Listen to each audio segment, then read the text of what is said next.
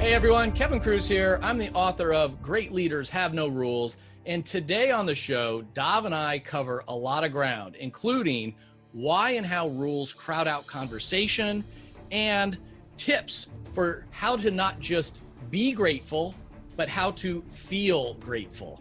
Congratulations! You are tuned into Dov Baron's Leadership and Loyalty Show, the #1 podcast for Fortune 500 executives and those who are dedicated to creating a quantum leap in leadership. Your host, Dov Baron, is the founder of FullMontyLeadership.com.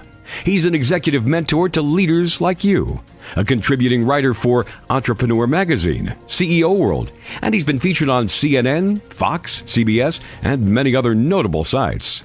Dov Baron is an international business speaker who was named by Inc. magazine as one of the top 100 leadership speakers to hire. Now, over to Dov Baron.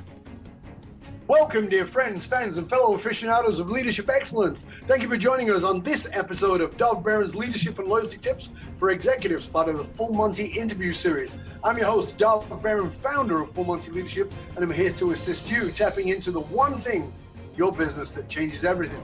Let me ask you, what do you need to do to up-level your leadership? Well, on this episode, we're going to dive into exactly that from the context of great leaders are willing to break the rules. How? Well, you'll find out. You see, my guest on this episode is Kevin Kruse. He is the founder and CEO of LeadX, a phenomenal platform offering the world's first leadership training and coaching powered by IBM Watson. That's artificial intelligence. Kevin is also a New York Times best-selling author of 9 books, including Great Leaders Have No Rules. It's the new one. It's a contrarian way of looking at leadership, and it is phenomenal. It gives principles for transforming your team and your business. We're not going to do the traditional intro to the show here. What I am going to tell you is this is something very odd, that we are coming together. We're both interviewing each other at the same time. So you're going to hear something in a format that you've never heard them before, but I promise you it is going to be meaty. It's two blokes having a nice chat, and they'll remember the great Dov Baron. And you're coming at a perfect time. I'm not making this up, because I am probably in like the hardest place I've been in 20 years. And you are Mr. obviously Full Monty. We've had very authentic, very vulnerable conversations in the past. Obviously we do very similar work. And I just thought, like, I could use a shot, a vitamin B12 shot of Dov today. So I'm looking forward to it. Well, I always love having our conversations, and it's always a pleasure to talk to somebody who gets leadership at a level that most people don't. I think that leadership is so often this hard-edged thing that people don't understand the real depth of. And you and I, we get into places that other people don't go with leadership. Right. And I love that we both embrace the vulnerability, the power of vulnerability in leadership, and how important that is. I just was speaking in Edmonton yesterday. I was there, and it was fascinating to me. I'm in a room full of leaders. I mean, these are senior leaders, individuals shitting themselves at the idea of being vulnerable. Yeah, and all I did was pull 3 or 4 millennials aside. And let's all remember, millennials are 39 years old already. They're not kids. And said, what do you think about this? And they're like, oh my God, this is so what we need. Yeah. It's fascinating. Well, and I forget that everybody doesn't already believe this or do it. I mean, that's what I get shocked when I run into these things. Or you hear sometimes, of course, on LinkedIn or something about my horrible boss who did this or something. Like, who does that these days? Like, I mean, how old fashioned are these people? But you just said something that I think is really important for us in the context of what we do. One of the things that I've talked about a lot is something called assumptive knowledge. And that we as experts carry a lot of assumptive knowledge. We share things with people and we jump over the first 5 steps because we think it's basic. Right. Everybody knows that. And I have to constantly remind the people that I work with who are my clients, and I have to remind myself that that's not true. Just because it's basic to me does not mean it's basic to somebody else. So for me, you need to embrace vulnerability if you want to bond people to you. It's about as basic as that. No, that's not basic. That is pretty advanced material for most people. And I think that the further we get down that road, the easier it is to have assumptive knowledge and assume that they know that when they probably don't. We need to be more curious and find out and just go, well, what do you know? Right. Nobody wants to look stupid. And the thing is, if you're talking over somebody's head, they'll go, and then they start to feel bad and they ain't calling you back.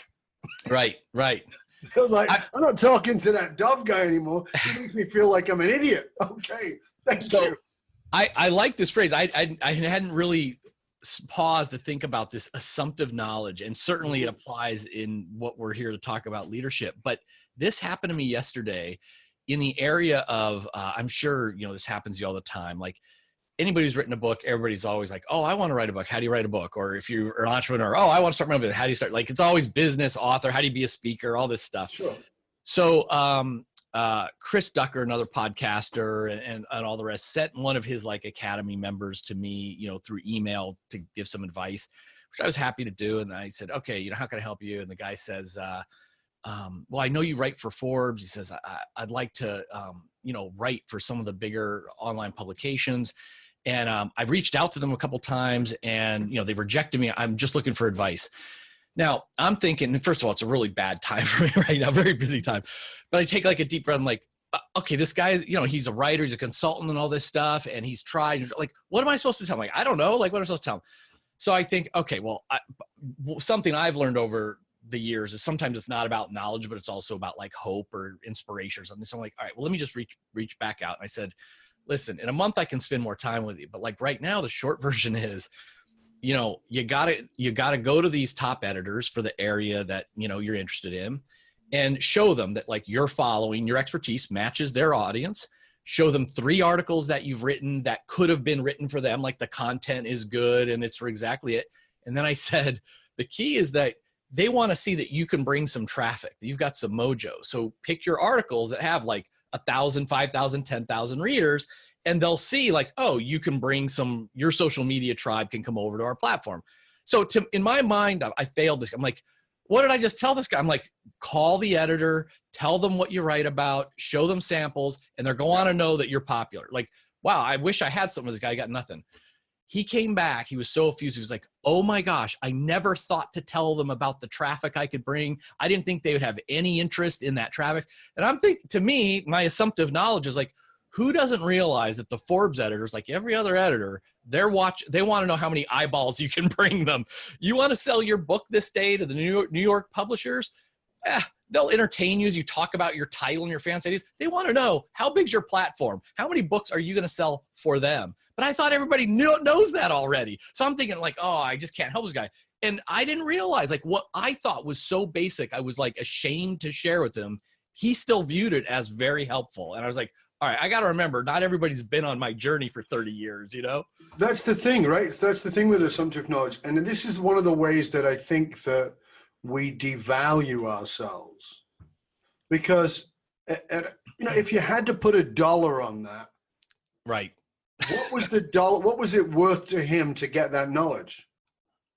I don't know. Like, if you asked him, he might say, oh, that's a $10,000 piece of information. Yeah. But for you, it was a 5-cent piece of information. Right. And this is how we devalue ourselves all the time.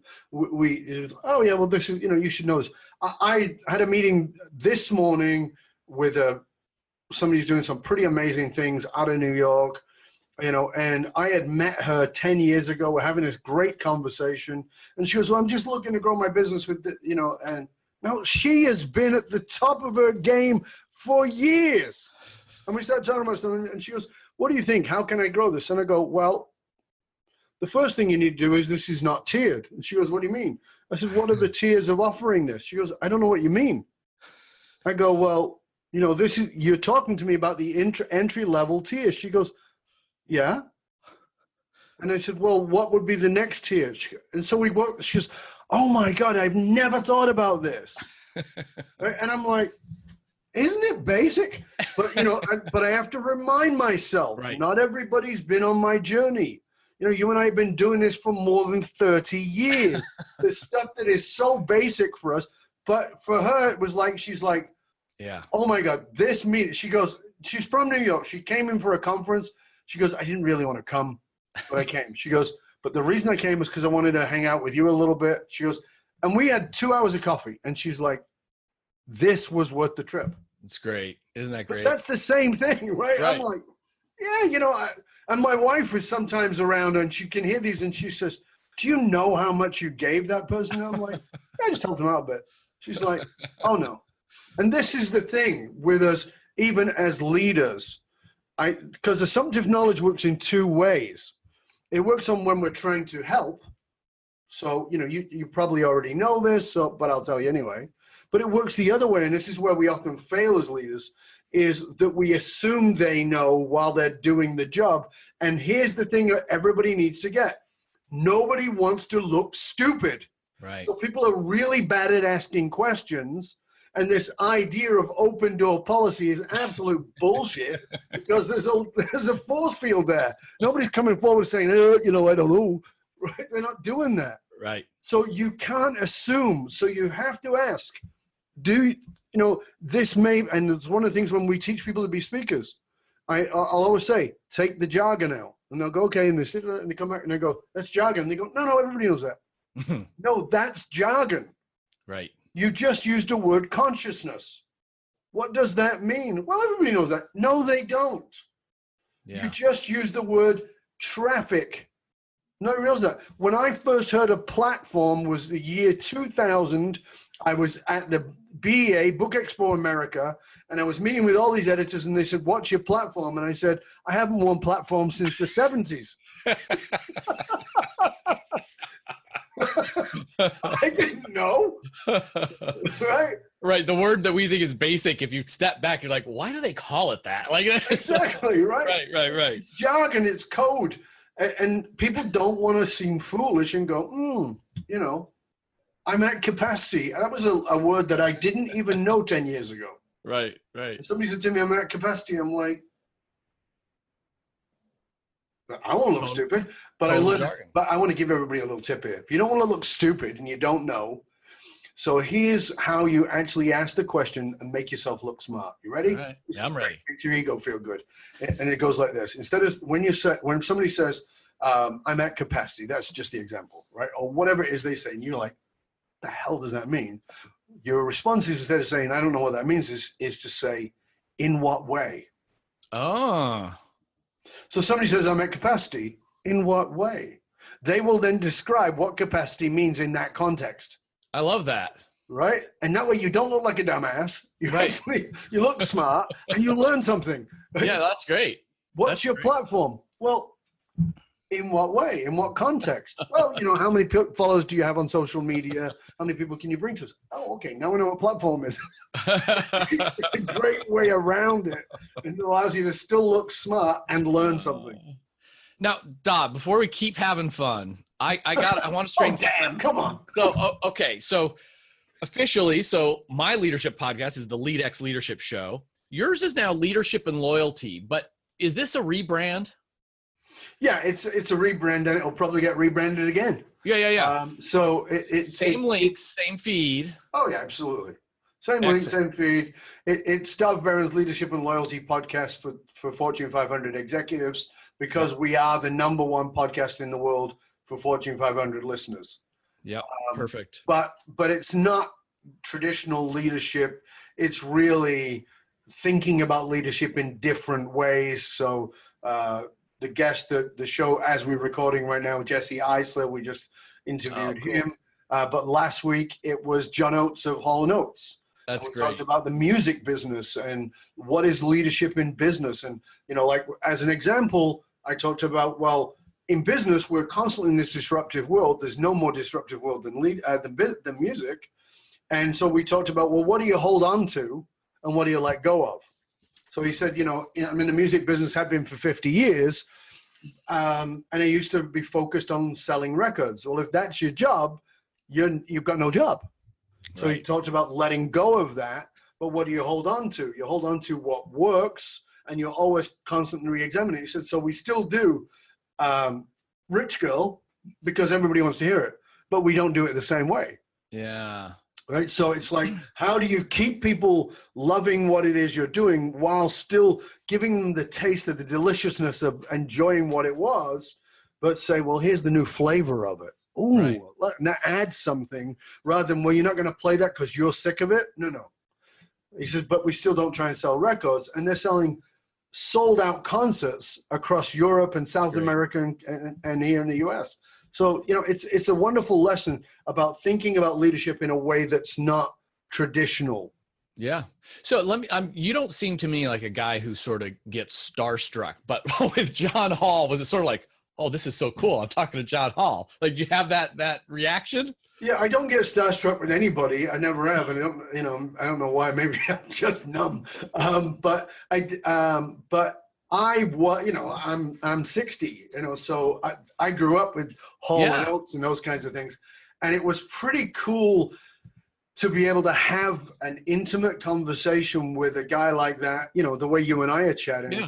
It was pretty cool, and for me, what's always interesting, this, Kev, as well as I do, we meet a lot of famous people, not necessarily famous in the big sense of the Kim Kardashian or even Hall and Oates, but they're famous in a niche, Right. And oftentimes that's sad because the person I meet is not the person who is the persona. You know this as well as I do. Yeah. And not many people are deeply authentic and are going to show up exactly the same. I know that if I'm in a pub in your city, or I'm in a restaurant or in Starbucks and I meet Kev, I'm going to give you a hug. You're going to give me a hug. And it's going to be that's exactly like it's the exact same conversation, right? It's the same combo. There's no headphones and no mic. Right. Because that's who we are. But we've also met people who are like, well, here I am. I'm the superstar. And you meet them and they're dicks. It's the only way to put it, right? They're not pleasant people. So is John Hall probably the coolest guest you've had? I mean, other than me, of course, but I mean, other than me, John Hall. I'm saying. John Hall has probably got the most cachet for my age bracket. Yeah. That's a big one. That's pretty cool. Yeah, but he's also he's actually a really wonderful human being, which is what I'm always looking for. Is this a person who actually cares about other human beings? Yeah. And so he talked about, going from fame to suddenly not being so famous, and how he, burned himself out with alcohol and drugs in the rock and roll way, and drifted into going from LA to Colorado to live in a ski town where nobody knew him, and the only thing people were saying to him was not, can I have your autograph, but are you going up the mountain today? So just being very real and shifting to that. Yeah, so he was a very cool guest and a wonderful guest. I know you've had some superstars. Who's starstruck you? So, I'm similar to you. There's not that many people, like, we're all people, right? So we don't get that starstruck. However, the one person that really sort of has stood out now in, I don't know what, I think I'm around 300 interviews or something, 300 shows anyway. It was Alan Alda. And really? Yeah. So I was a kid, but like, my family had that great habit of we ate dinner together every night on TV trays, watching the TV. We ate together every night. Yeah, we watched TV. But my dad was a huge MASH fan, so I just grew up, watching all those MASH episodes and everything, and have admired his career since then. Not followed a whole lot. I don't watch a whole lot of TV and or things like that. But the opportunity, it was one of those weird things. Like I don't get like guests like that. But he had a book or something. His people somehow reached out to me and said, "Hey, Alan was doing his book tour. Can you come on the show?" I'm like, "Well, yeah." And then I thought, and I'm like, "Hey," I said, I really like to do my interviews in person, if at all possible. I said, "Are you doing a media tour? What cities?" And they said, "Well, he's based out of New York and I'm Philadelphia." So I'm like, "Sure, I'll come up and do it." And I will admit that, and same kind of thing you mentioned about John Hall. You know, I saw him, he's working out of like this shared office space, like a WeWork or something. And so I get there and he's walking around the halls of like this WeWork and nobody's bothering him. I'm like, do they realize who the heck that is? They don't know who the hell he is. It's so odd, right? And maybe he's there all the time so they don't care, or they've already gotten his order. Like, it was weird to me. And we go in this conference room and same thing, like just gracious, pleasant, awesome, really good guy. And he was all in it. There was the leadership tie. I mean, his book was all about communication and he focuses on like communicating science and hard science. But I mean, he gave just great advice about like looking people in their eye and, you know, not like truly beyond the normal active listening. You know, it's not just parrot back what they say and all the things we've heard. I mean, he has a really interesting, you know, approach about it and how he studies like their face and all this. And of course, he's coming at this from an improv and an acting thing. You know, improv is always about, yes and that. And so, you know, it was a great conversation, but I will admit, and it's the only time this has ever happened. I mean, there's a couple times where like, as he's talking about active listening and everything in my mind, the voice is going like, I can't believe Alan Alda is sitting right in front of me. He looks just like Alan Alda, you know, like all this that weird voice goes off in your head as I'm like staring and nodding, like, shut up, stop saying that, you know? That is so funny. It's fun, right? It was just fun. There's so many great, you know, one of the things that I found, you can tell me if you found the same, one of the things that I have found with is that there are two classes of famous, and there are famous people who are, you know, who are famous and are leveraging on that. And there are people who are famous and they're still so human and not, you know, they don't buy into it at all. And I have been so fortunate in the ones that, you know, I've often said that the most successful people I know, the genuinely top tier people who are successful and famous, in my experience, the most kind and the most generous people. They're not at all what we think. The ones who think they're famous or maybe are social media famous, that's a different story oftentimes. But these people are just wonderful. I mean, like, you know, oh, sure, what can I do for you? How can I help you? How, you know, just been awesome. And it's quite the telltale to meet somebody who perceives themselves as famous versus the person who is, you know, Alan Alda level famous. Right. Yeah. But again, that other piece is, like you said, that there is also generationally famous. Yes. So, you know, Alan Alda's wandering around and nobody even notices him. Right. It was strange. It was strange. So, Dov, catch me up on, so we're recording this, we're still in March of 2019. Yeah. What's going on in your world, you know, work-wise or personally? You know, what are you looking forward to this year? This has been a big, some big things. So we got a lot going on. I'm outlining a new book. I'm like you. I'm a bit of a content machine. Yeah. I think you actually are a bigger content machine in the books department than I am. I'm a bigger content machine in the videos department. We both have our shows and all those kinds of things. So still doing that. We're now designing a video course, online course that people can do, which will be called All at Once. And it's about how to find your purpose and shift your life all at once by coming to that focus. It's based on the work that we do with companies and organizations and with executive leaders, and making it a little bit more accessible for the general public as well. Love that title and concept. Oh, that's hot. That's hot. Thank you. Yeah, so we're pretty excited about that. And full credit goes to somebody you know for that title. Somebody you and I had a conversation with, about Mark Levy, my friend. Mark Levy. He's the one who came up with that. Geez, I should have guessed. You should have guessed, because Mark is the genius. And if you don't know who Mark Levy is as you're listening to this, he wrote the book called Accidental Genius. He is a phenomenal human being. He's a very good friend of mine. We meet once a week, and and half the time we get nothing done. We're just laughing our asses off and making fun of each other. But so he helped me with that. So that's the course that's coming out. There's an outline for a new book that goes along with that. I've released 3 or 4 ebooks in the last 8 months as well. And the podcast is still growing. We're still doing that. And on top of that, my TV channels are doing great. My TV series, which is called Pursuing Deep Greatness, 11-part series on Roku TV. So that's doing pretty good. We're pretty excited. Okay, so hold on. This is amazing stuff. So how'd you put the Roku TV series together? I realized that, Mark and others asked me because the difficulty for me, as you know, Kev, is I have a very wide and deep set of knowledge.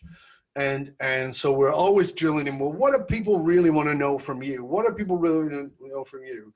And a lot of the people who come to me privately to work with me are very high-level achievers who've gotten greatness, success, achievement, but there's a deep greatness within them. There's something within them that feels incomplete and they don't know what it is.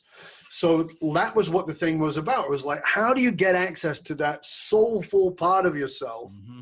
And does it mean you've got to go and move to Himalayas and meditate and live on a bowl of rice? Or is there a way to do it?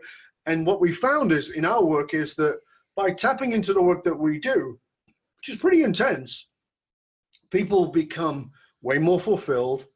Their life has way more meaning. Their relationships improve vastly. But as a sidebar, their businesses explode. And they're like, I wasn't even focused on business. No, but that's what happens all the time.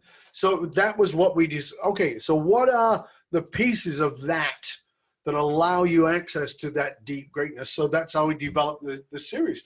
And that's what it came out of. And it got picked up by SmartFam TV and Binge TV as well as being on my own channel on Roku. Yeah. So that's how that came about. So let me ask this, because we're talking about being content machines, right? And so I do a better job than the average bear out there in terms of like repurposing stuff. So if I'm interviewing like an author's got a new book out and I do a podcast interview, okay, that becomes a podcast. I just in the last year, most of the time it becomes a video thing that gets released on YouTube, take the transcript, becomes an article, take little pieces, becomes social media. So like I try to leverage things to be very efficient. Fabulous. Having said that, like what I believe and what I see is that the world is shifting really to video content. That next generations are clearly on video. I see people like yourself. I see people like Pat Flynn and all these like really moving heavy into video. And that's not natural for me. Like, so if I worked in an office and had a, social media manager, like a Gary Vaynerchuk filming me, okay, that's easy. I just live my life and it's done. Sure. But I feel like I'm so busy doing other things, running software company mainly. And I'm such an introvert, like to pause and be like, oh, wait a minute, let me now talk to my live Instagram audience about whatever and give them like, it's uncomfortable to me. And so for yourself, I don't think it's uncomfortable for you, but are you just like, hey, I'm a natural on video. It's not hard and it's part of the business. And are you seeing better engagement with video than audio, text, etc.? Well, first of all, you're absolutely right. Everything is moving towards video. I mean, LinkedIn is now, I used to post my videos from YouTube on there. They don't want that anymore. They want native video, raw video posted directly to them. And that's going to get you more engagement, and I'm getting videos with 3,000 to 5,000 views. That's pretty awesome. Yeah. I'm not getting that on Facebook anymore. I used to. So, what about YouTube? YouTube depends on what it is, and sometimes it takes a while. So, and if I do some ad spend on it, this is the other thing when people talk about organic, and here's what I've learned. I was just at Traffic and Conversion recently. Oh, yeah. Here's what I've learned is organic is full of it, right? It doesn't exist. You have to do ad spend. You've got to make people aware because, you're screaming inside a massive crowd. and Right. you've got to pop up above that. And without ad spend and PR and all those other machines that we used to think, oh, we don't need that anymore because we're social media. No, you need it now. You need it more. Those days are gone. You need it more. And a little ad spend will like spike the signals, like, oh, people like this, whatever, and then it might grow from there. But you still had to kind of prime the pump and get it going. Yeah. So there are some things that I'll spend $10 a week on. So in fairness, but let me just be clear with everybody. I met people at Traffic and Conversion who were spending $200,000 a month. Incredible. A month. You better have a pretty good funnel and product back end on something like that. Right. So, and by the way, the guy is highly profitable. So if, that 200 grand a year, I don't spend on my advertising. Right. I wish I could afford that. Yeah. That's a lot of money. They're spending it a month. Why? Because it works for them. They've built it to understand that. What we know is that, video has worked better for us and if you're watching this and you're in this space, when Facebook did Facebook Live and it started, they wanted you to be on a long time so they could let people know. And I was on there. I was one of the early ones. I would go on for 45 or an hour, and I would do a long dissertation. Now my videos on Facebook tend to be about 4.5 minutes because that's the ideal length where people will engage. Not always live, but certainly afterwards. That gets us up into the 5,000s and 7,000s. So yeah, it's good. But the thing about it, Kev, this idea about you being an introvert, well, people think I'm an extrovert. I'm not. That's a push. Yeah. Right. I have social anxiety. I go into a room and think, oh, I got to get myself through that. Can I do it? Yes. But that's a training. But here's the thing. For me, I find that my best videos are conversations, and that's not easy for me to do with one of these things. Right. Like, hey, yeah, how are you doing, Facebook? I know people do that, and I'm like, wow.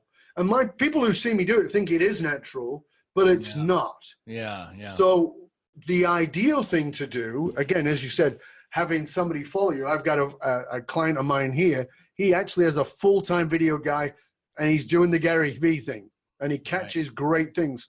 But one of the things is when you've just done something with that is conversational. You solved the problem conversationally, not as in on a spreadsheet. But you've solved the problem conversationally. To come back and say on the video, hey, I was just talking to a client, and here's the challenge. And I'm thinking, I wonder how many other people really struggle with this. And I had a conversation with Dov Barron recently about assumptive knowledge, and I realized that this is something I assumed people understood, but actually maybe they don't. And so I want to give you this little tip, right? And that short spin stuff, and it's raw. It's not fancy in any way, shape, or form. No setup, no planning. You just kind of do it in the moment. Right. And so I was showing this to one of my clients, and she said, oh, wow, that's interesting. And I said, why? I said, because I look like shit. She goes, well, I wasn't going to say that. And I said, because the answer was, I had gotten out of bed. I said, and I had this idea. I went upstairs. I worked on the idea. I hadn't showered. My hair was like loony. And I just went, hey, if you're doing this, I was just writing about this. I had this great idea. It woke me up. And I filmed that video. I was in a scruffy T-shirt. Right. My hair was like a crazy man. Under my eyes. I wasn't looking all polished. But you know what? That got a massive amount of response. That's great. So I think that part of it is the illusion we have that we've got to be TV ready. Right. And I think there are pieces that we do that have to be TV ready. But the idea we have to get is, I'm having a conversation with somebody, a brief conversation with somebody, and they don't want polished. In fact, they would walk away from polished. Yeah. But they will engage with a little bit raw. So now this is really tactical, but so when you said hey, the LinkedIn videos are, if they're native or, they might get 5,000 views, I would think that makes sense to me because a lot of what you do is speaking to, business professionals, all that. So that seems LinkedIn's a good place. Michael Hyatt has a new book out, productivity book. I talked to him last week about it. he said he's spending $1 million a year on ads, and his number one platform is Instagram. And I'm like, Instagram? I said, I know that's where the cool kids are. I know it's not, no, the growth isn't in Facebook, but I'm like, I think it'd be LinkedIn or YouTube or something. And he said, we get the most engagement on Instagram. So what's your experience? Like if a business consultant, speaker, author person wanted to get started, like, should they start on LinkedIn and build that up, or should they go right to an Instagram and start building it out on Instagram? The context is that I always say I think you should go where your audience is. So, Gary Vee started out with YouTube. He moved off YouTube onto Facebook. He moved off Facebook, to Snapchat. He moved off Snapchat onto Instagram. So the answer is you've got to go where they're going. And so what we know is that the fastest growing demographic on Facebook is 55 plus. Right? So if I'm going for a 55 plus audience, the wonderful thing about Facebook and Instagram is the advertising there is so niche that you can say CEO, 55 years old in the New York area. Fantastic. Okay. Yeah. So that advertising, that's why he's getting such great response, because it's pinpointed. I see. Instagram is the attention deficit disorder platform, right? I mean, the video that is on there is 30 seconds. Right. Boom, you're done. Right? You can do live on there now, which is better. Yeah. And you can do IGTV, Instagram TV. You can do larger, but you've got to do it this way and not that way. And, so there's all that challenge too. So I think you just, you have to find out where they are. And the wonderful thing about their advertising platforms is they let you go to that. I personally have been growing my LinkedIn in the last 2 years. Mm-hmm. And I hadn't really done that before. Right. I'm on Facebook. I have a massive following on Facebook, but it's not really, doesn't put money in my pocket. Yeah. So that's what you got to look at. Where does it put money in your pocket? So if you're selling books, maybe Facebook is great. Right. But if you want to get consulting gigs, maybe you want to go over to LinkedIn and Instagram with a target. Absolutely. Right. But don't you have a new book coming up? Yeah. Thanks for that setup. Great leaders have no rules. So it comes out on Tuesday. That's a fetty. Yeah. Oh, it's, I don't want to whine for too long. So the journey of this book is crazy. I wrote it 2 years ago, and I've done both traditionally published books and indie published books. The last traditional published was 10 years ago. And I thought, well, let me try it again. Like, let me see what kind of offer I'd get. Let me see if I'd get a better publisher than I had before. Let's see if it's worth it. So at the same time that I had finished the book and which usually you find your publisher before you write it. I didn't even tell them I had written it because I know they don't like that. So I had already written it because I didn't want the deadline or anything. And so then I go to do that. And at the same time, just over 2 years ago, I started up in stealth mode LeadX, which I don't even know if you know this, Dob, but like I've created with IBM Watson, the first AI-powered executive coach robot. So, I did not. I read this morning that you were using Watson because I know what Watson is. And let's first of all, let's backtrack a little bit and get rid of assumptive knowledge for the list. So please let's tell them first of all what Watson is, because that is like mind-blowing. I did a presentation yesterday, which is how to thrive as a leader in the AI era. Right. So so it's perfectly aligned. Tell them what Watson is. Yeah. So IBM Watson is IBM's branded version of artificial intelligence. And that's the platform that beat the human Jeopardy champion and beat a bunch of chess champions. There's been other platforms that have gone on to beat like Go champions and things. But Watson is the kind of the brand most people know and think of when they think of like a thinking computer. And that's where, artificial intelligence, they talk about it as being, cognitive computing, because rather than sort of just implementing the traditional lines of code that a computer would, it starts to process things in a different way and gets smarter and smarter as you interact with it. So we can come back to that later, but anyway, I knew I was starting up this company again, and startups being what they are, there wouldn't be a lot of time to write or publish a book. So I had already written it, got a publisher called Rodale.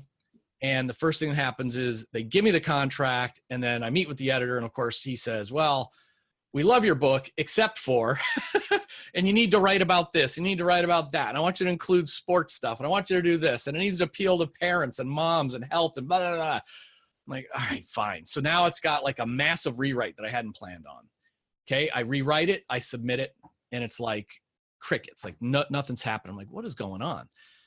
Turns out Rodale got acquired by Crown Penguin, which is a bigger, better business publisher.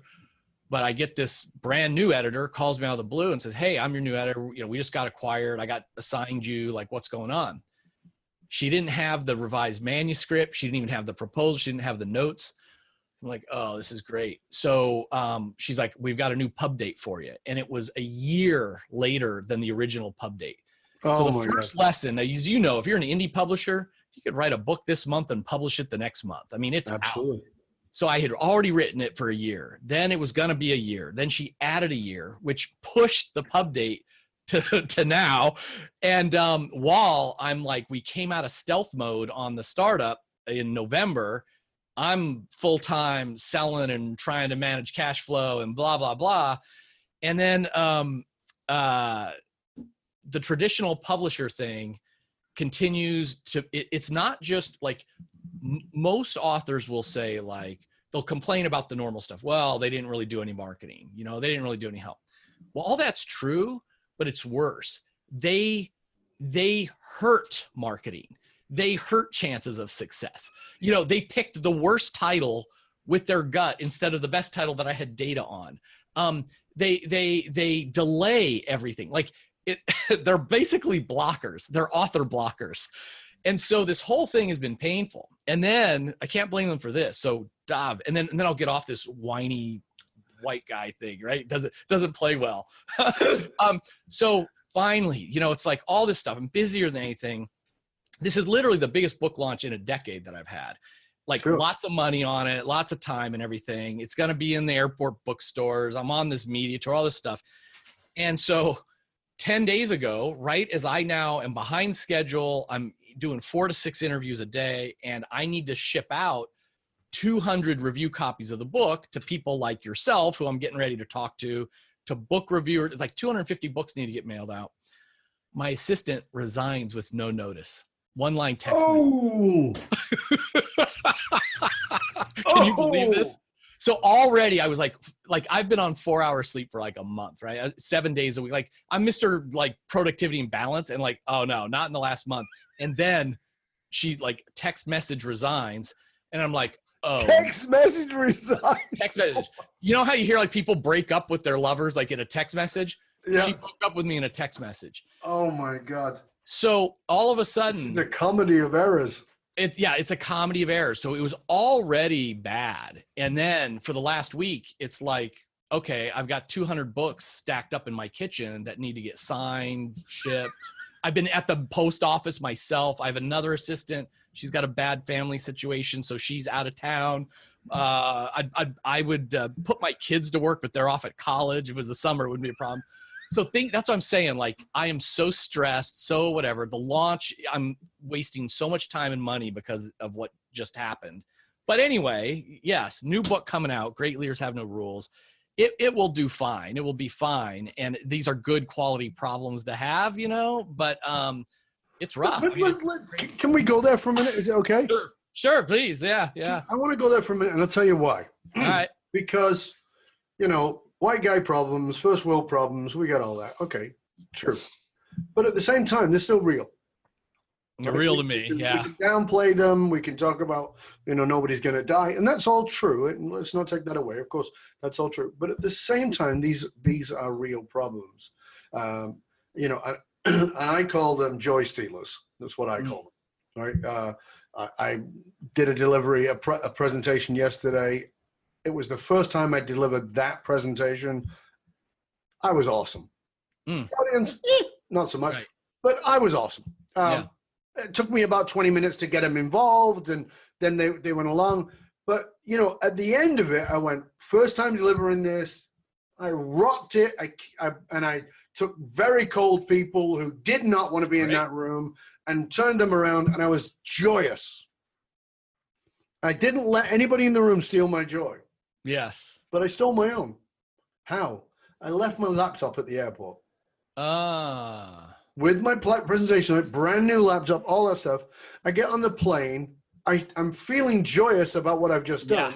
Go in my bag, and it's not there. And I know exactly where I've left it.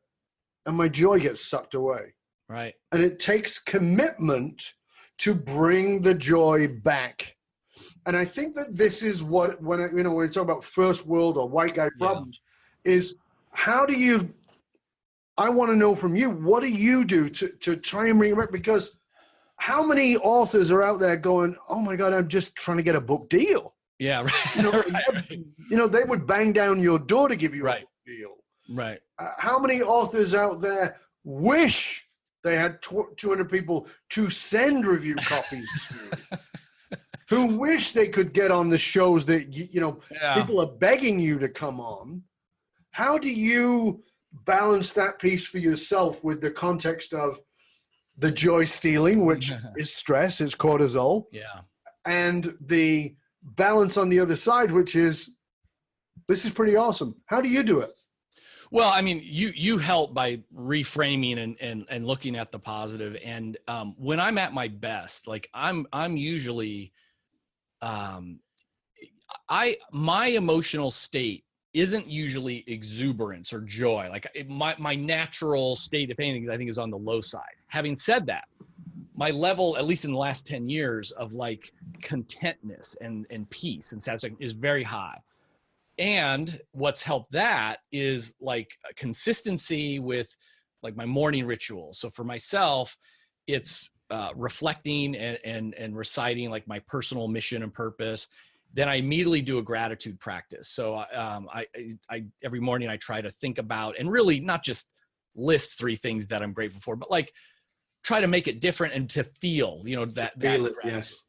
And now this can, for a lot of people, will sound dark. Like, there's some things that you could pick to be in your gratitude practice. Like, I'm grateful that I've got such great cup of coffee this morning. I'm grateful because I can see the beautiful trees and it's a 70-degree day. Spring is here. Like positive things.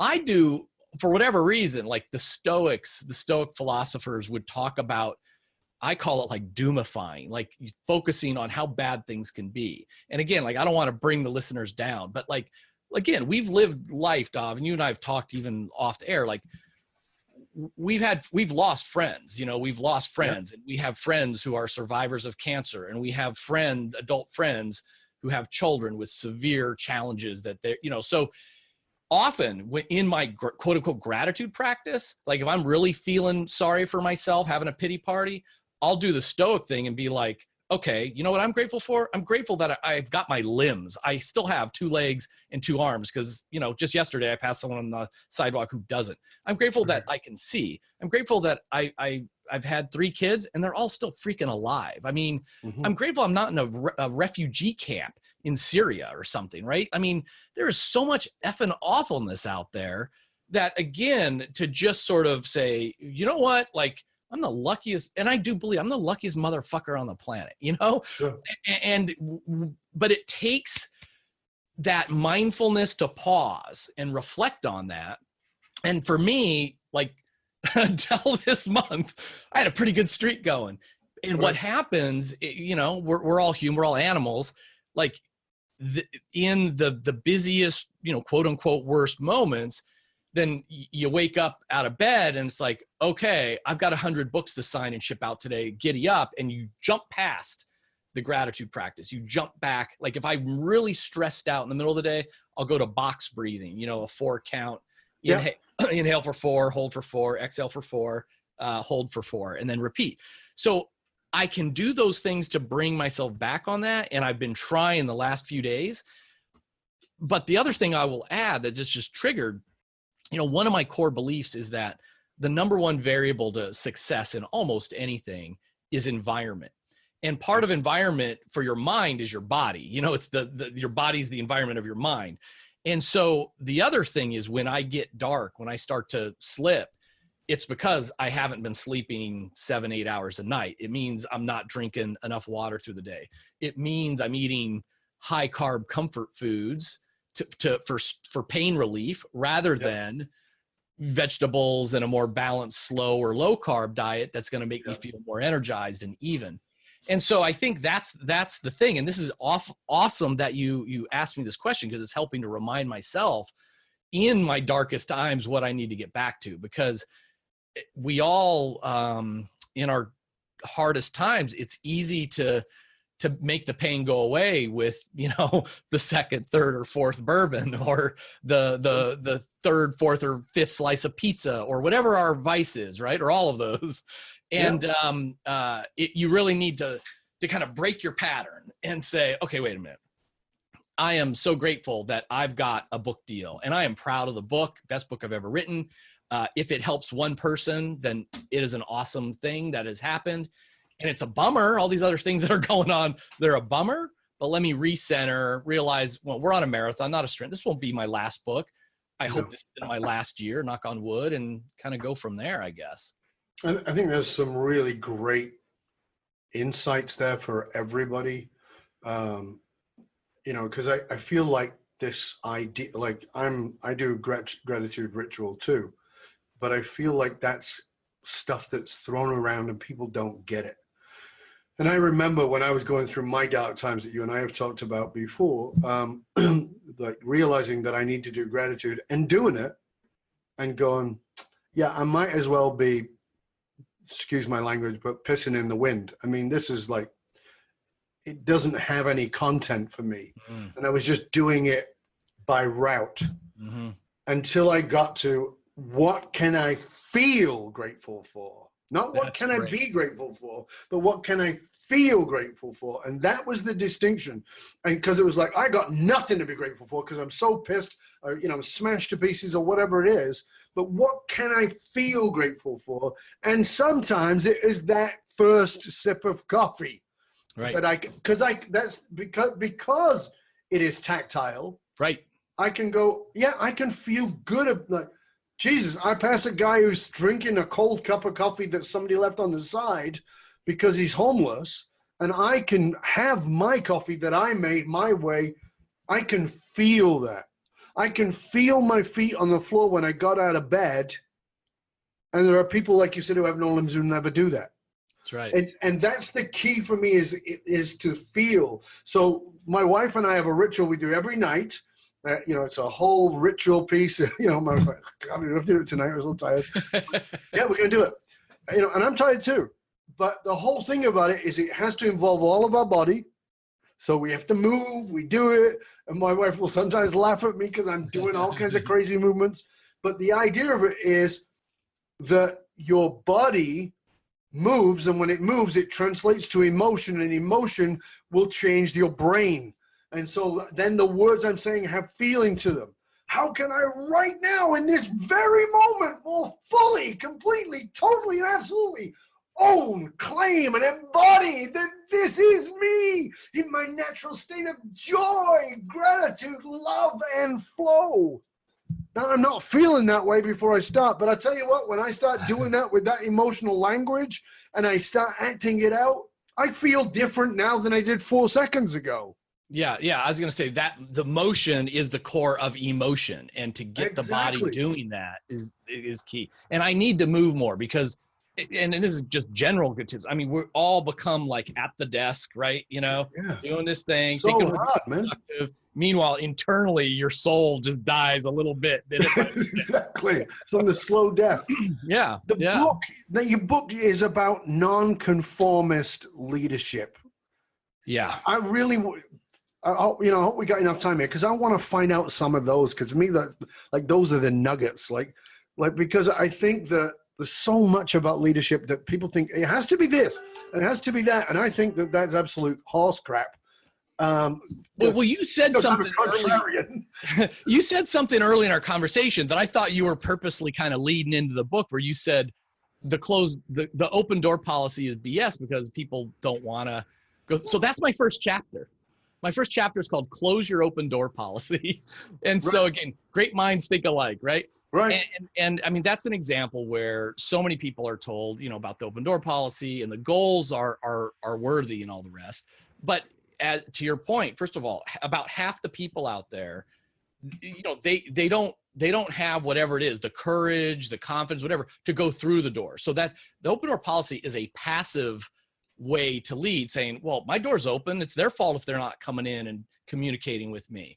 The people who do come in, it can also signal that they don't have the psychological safety to make a decision on their own, to take a chance, to try something.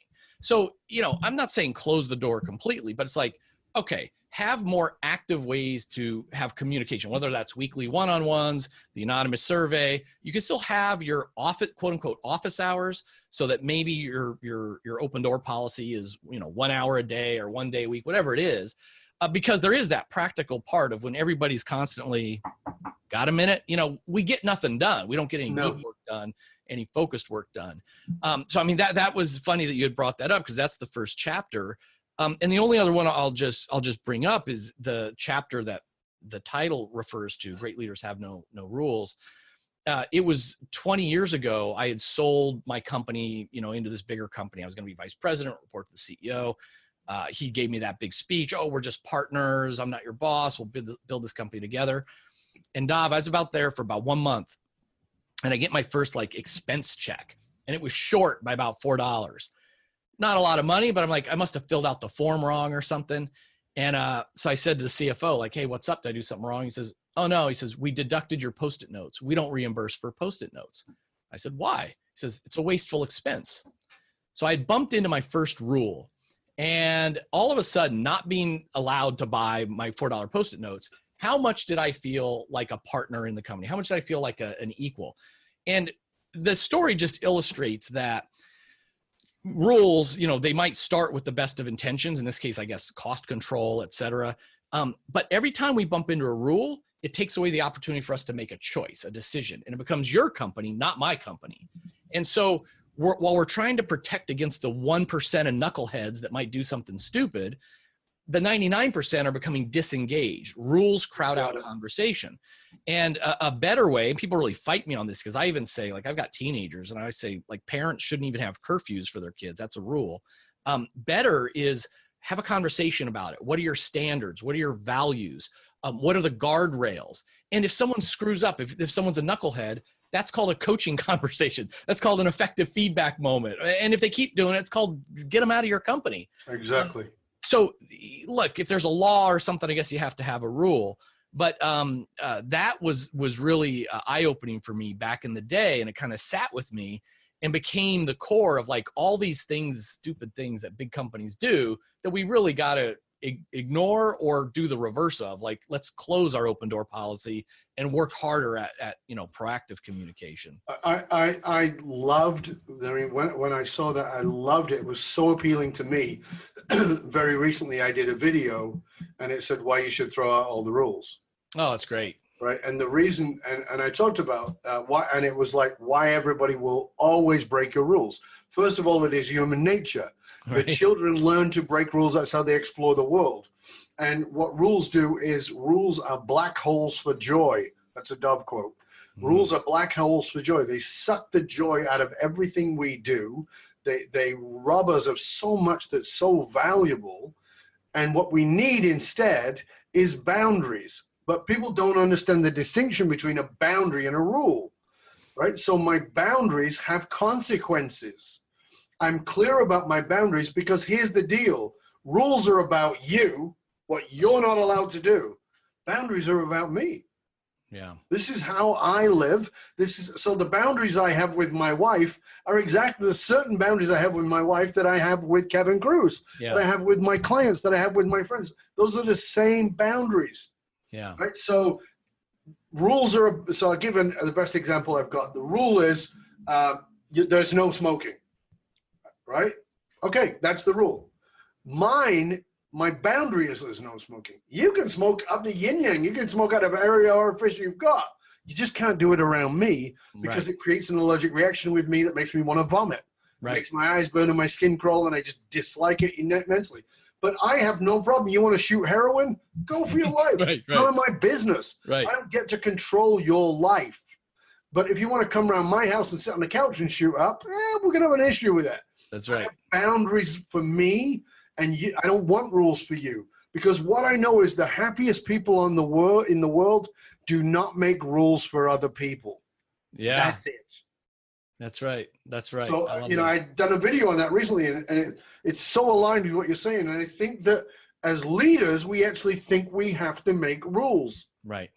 And, and we don't get a consensus. We don't have a conversation like you were saying. If we get a consensus, and I'm not talking about leading by consensus. We're like, let's find out what's actually happening for people. Let's get curious and then say, well, what's the boundary that would work here?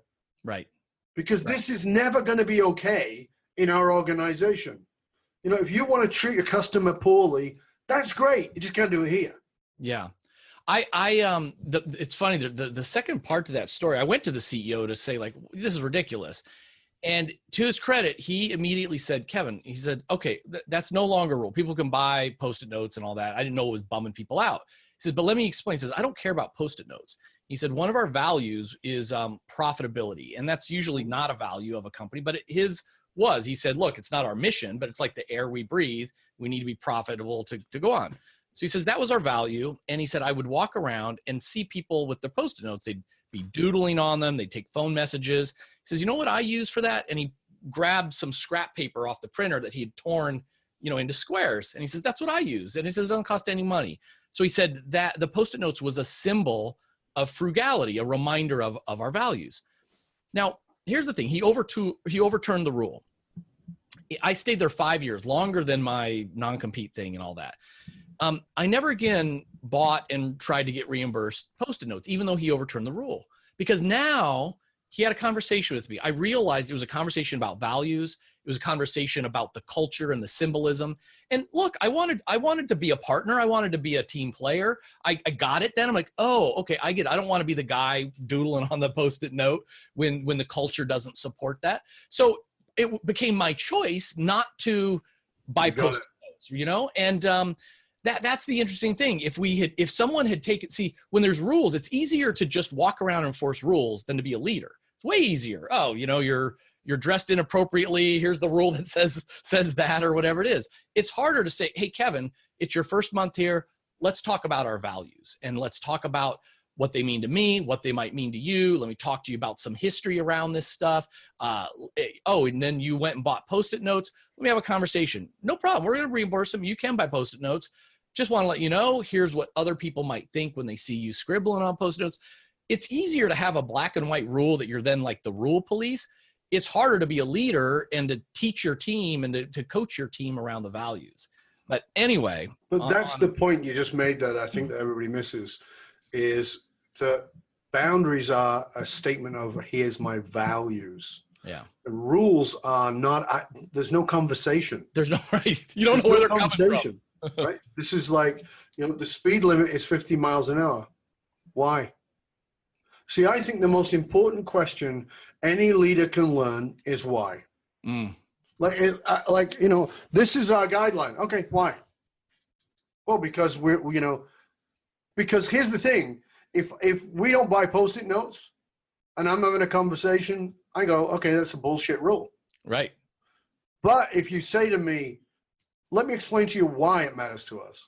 Right. We're frugal, or we're socially responsible. And, every time you buy Post-it notes, trees go down. Right. Oh, okay. Now I'm like, I don't want to buy Post-it notes. Right. Exactly. I care about the planet, or because I understand the profitability of a business. Right. That conversation of the why, and, and this is the problem with us. We've got so damn busy. Right. We've forgotten to have the conversations that answer the why. And so let's put forward, okay, these are the quote rules, shitty word, but these are the rules. And now let's say, okay, here's what I need. We're going to have a town hall, and you get to ask any question that starts with why about those values, that starts with a why about those rules, because maybe we need to change them. Right. And people would go, fantastic. Who wouldn't show up for that meeting? Yeah. That's right. That's right. And that's why I love what you're doing with this book, because I think it's time we wake up to because for me, it's the last elements of command and control, just trying to hold on desperately. Right. Right. It's done, dude. Get over it. That's right. And this is, maybe we can end on this point. To me, there's not work and life. There's just life, and we lead in all areas of our life. I challenge often at the end of these segments. I say, okay, we'll start at home. Like most people who have kids, they have teenagers. There's a curfew in place. In my mind, that's a rule. I know a lot of people. I mean, this sounds like, I don't know, just crass or direct. Like, I know tons of guys who say like they are forbidden by their wives to go to like strip clubs. They want to go to some party on Sunday night, but they can't because Sunday is for family. It's like a rule. And what I say is like, listen, do you want your spouse? It could be men or women, right? So do you want your spouse to not go to the strip club with their friends because it's a rule, or because they don't want to, because they value your feelings, they value your relationship, they don't want to bring stress into the thing? Like, it's a whole different thing to say, look, you can go or not go, but I want to let you know how I'm going to feel about it. When you go, I'm going to be jealous, I'm going to be nervous, I'm going to feel disrespect, whatever it is, right? For each person. Sure. And it's a whole different conversation. And the same thing with your kids in curfews. It's not that I don't care and that my kids come home anytime they want. It's that when they say, Dad, there's an important high school party, how late can we stay out? I don't say it's 11 o'clock or you're in trouble. I say, well, listen, I love you so much. I'm going to be worrying about you until you get home. I can't fall asleep until you get home. And you'll probably remember your brother's got an important basketball game that I got to get him to at 7 a.m. So I got to get up early too. And I know this party's important to you, but you hear what's going on in my world. What time do you want to get home? And usually they'll say a number that's earlier than I would have said. They're more conservative on that than I am. And so even for the listeners who are like, well, this is crazy, I'm not going to tell my kids there's no curfew, I would say have the conversation. So even if you hold to the quote unquote rule, then at least have a conversation about it. Hey, kids, why do you think that curfew's in place? What do you think about that time? How do you feel about it? And some of the stories like I hear about, people are like, oh yeah, I was so deathly afraid of my dad. I'd be driving home 100 miles an hour to get home at 11 o'clock. They're putting their lives at risk for some made up ridiculous rule because they'd be in trouble at 11:05. So exactly. It's just crazy. But yeah, my eldest son Michael, he was 16, 17. At 16, 17 high school, kids are drinking. Yeah. I know that. I'm not daft. I was too, right? So I get it. Right. So I said, hey, Michael, here's the deal. If you're going to go out and drink, that's okay. You can do that. However, I would, because I love you, because I care about you, I don't want you to ever get in a car with somebody who's been drinking even one drink. Yeah. And I certainly don't want you to ever drive it in that case. And here's the deal. You can call me. I don't care if it's 4 o'clock in the morning. I don't care if you're blind drunk. You can call me and I'll come pick you up and I won't give you shit.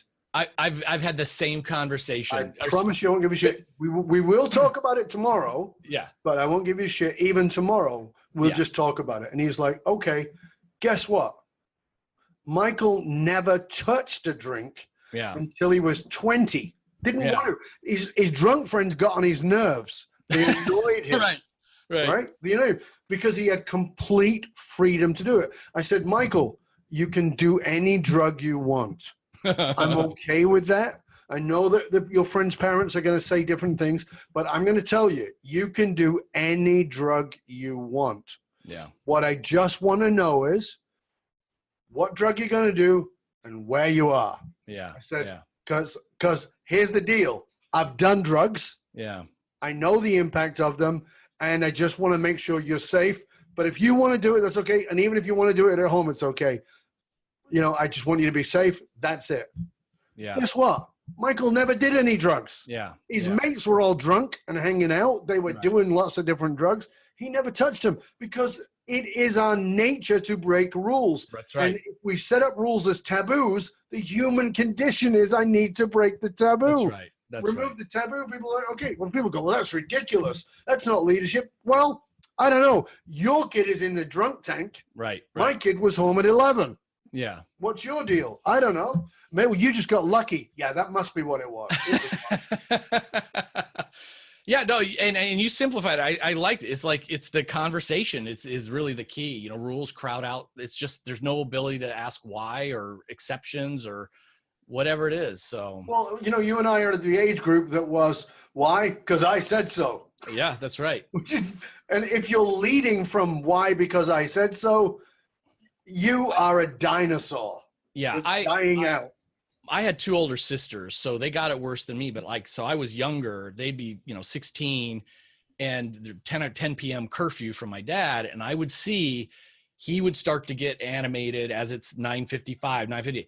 They'd come in at 10:05, and it was World War III, right? And they're lying. No, my watch says 9:50, and he's mad, and all that. And you could see, like, the intent was to have his kids home and safe at a reasonable, but the rule turned it into a really negative family situation, right? They're now lying. They're now scared. To him, it's about power and authority, right? They're not following this. He's thinking it is his house, and they're challenging that. They're like, this is Dad's family, not our family, right? We didn't have a say in this. It got a whole lot worse after that. So, I mean, I growing up seeing that, like we realized, because, we all went and did those things anyway that they were trying to protect us from. There's a better way. Dov, let's do this.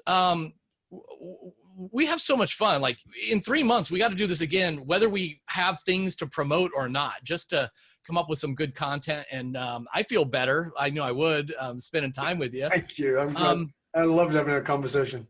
Tell my listeners where they can, follow along, find out, get all your good stuff.